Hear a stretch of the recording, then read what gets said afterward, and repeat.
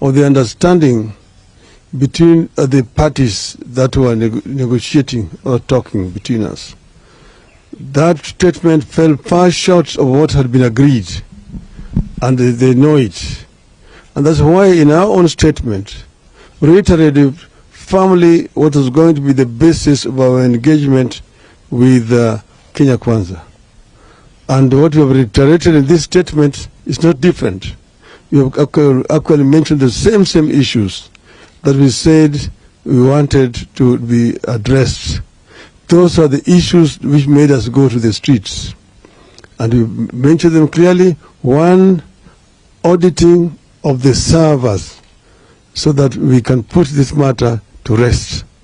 We understand that some people are trying to tamper with the servers. They need to know that we are watching them. We know it, and we also know that's why we are talking about a forensic audit by experts, so that the truth can come out finally, and we put that to the end. Secondly, we mentioned the issue of the cost of living of our people. And we know that our people are suffering. Somebody who does not know that does not live in Kenya. We know so many of our people who cannot put a bread on the table. And we said we will not rest until this matter is resolved. And we said that the government does not even need any committee on this issue. We have just talked about basic costs, we have talked about hunger, we talked about fuel, about electricity, the school fees, very basic issues that the government can address without much problem. Secondly, I don't know where you got your information from, but Senator Coons left Nairobi, I think it was on Sunday last week, because I talked to him on Monday and he had already arrived in Washington, D.C. Because he met the other side and he also came and met with us. And we told him exactly what we know and the reason why we are actually going to the streets.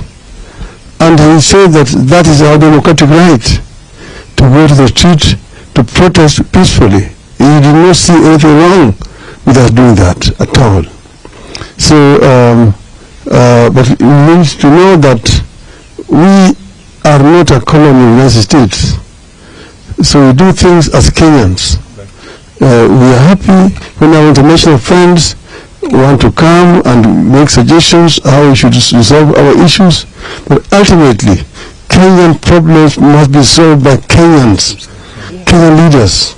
That's the reason why we said we are calling a truce, a ceasefire, to give negotiations a chance. But we want to reiterate very clearly here that if the other side does not cooperate, then we will have no other option but to go back to the trenches. And this will be maybe as early as sometimes next week. We'll take 2 more questions. All right, sir. My name is Emmanuel Toh from KTN News. 2 questions. One, are you already having a list of those members who will be in the committee in the bipartisan talks? Do you have a list of those who will be there and will be leading the team? Number 2, are you warming up or are you ready for the position of the official opposition if that is floated? Thank you.